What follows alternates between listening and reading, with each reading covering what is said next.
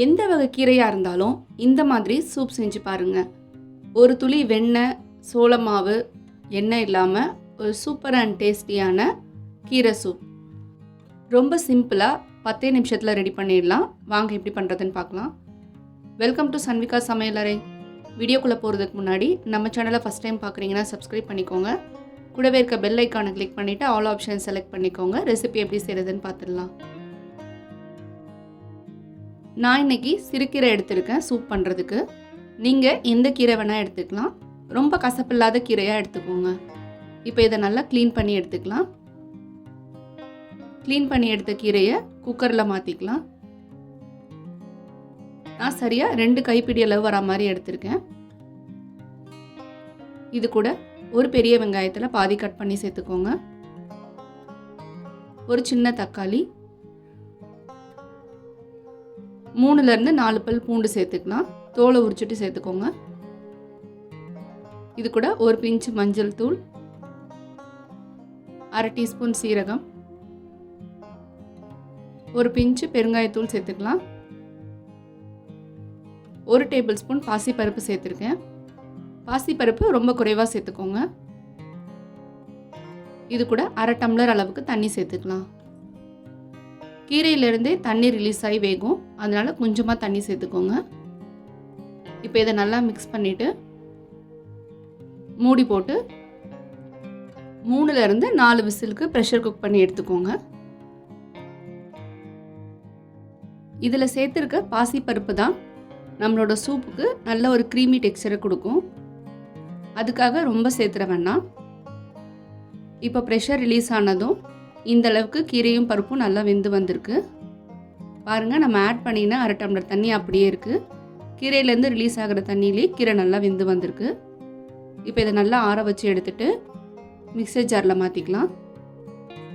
நான் கொஞ்சமாக தண்ணி சேர்த்துருக்கிறதுனால அந்த தண்ணியோடு அப்படியே சேர்த்துக்கிறேன்.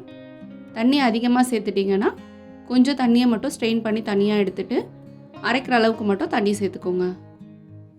இப்போ இதை நல்லா ஸ்மூத் பேஸ்ட்டாக அரைச்சி எடுத்துக்கலாம். இந்த அளவுக்கு நல்ல ஸ்மூத் கன்சிஸ்டன்சியில் இருக்கணும். இந்த கீரை பேஸ்ட்டை நம்ம வேக வச்சு குக்கர்லேயே மாற்றிக்கலாம். இது கூட தேவையான அளவு தண்ணி சேர்த்துக்கோங்க.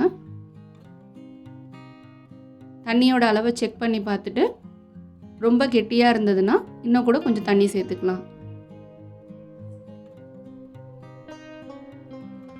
இப்போ பாருங்கள், சூப்போட கன்சிஸ்டன்சிக்கு கரெக்டாக இருக்கும். இப்போ ஸ்டவ் ஆன் பண்ணி குக்கர் அடுப்பில் வச்சுட்டு நல்லா கொதிக்க விடுங்க. சூப்புக்கு தேவையான அளவு உப்பு சேர்த்துக்கலாம். நம்ம ஆல்ரெடி கீரை பருப்பெல்லாம் வேக வச்சு எடுத்ததுனால ரொம்ப நேரம் கொதிக்கணும்னு அவசியம் இல்லை. 5லேருந்து 10 நிமிஷத்துக்குள்ளே நல்லா கொதிச்சு வந்துடும். இந்த அளவுக்கு நல்லா கொதிச்சு நுரையெல்லாம் லைட்டாக அடங்கினதும் 1 டீஸ்பூன் அளவுக்கு மிளகுத்தூள் சேர்த்துக்கலாம். சீரகத்தோட ஃப்ளேவர் உங்களுக்கு பிடிக்கும்னா இந்த ஸ்டேஜில் 1/2 டீஸ்பூன் சீரகத்தூள் கூட சேர்த்துக்கலாம். இப்போ மிளகுத்தூள் சேர்த்து ஒரு 2லேருந்து 3 நிமிஷம் மட்டும் நல்லா கொதிக்க விட்டு சூடாக பரிமாறினீங்கன்னா சூப்பரான கீரை சூப் இன்ஸ்டண்ட்டாக 10 நிமிஷத்தில் ரெடி ஆகிடும். பாருங்கள், நம்ம எந்த ஒரு கார்ன்ஃப்ளவர் பட்டர்லாம் எதுவும் சேர்க்கல. ஆனால் சூப்போட கன்சிஸ்டன்சி கரெக்டாக இருக்குது. இது கூட சர்வ் பண்ணும்போது கொஞ்சமாக மிளகுத்தூள் சேர்த்து சர்வ் பண்ணிங்கன்னா ஒரு அட்டகாசமான healthy soup ready. Cold cough இருக்க டைமில் இந்த ரெசிபியை கண்டிப்பாக ட்ரை பண்ணி பாருங்கள்.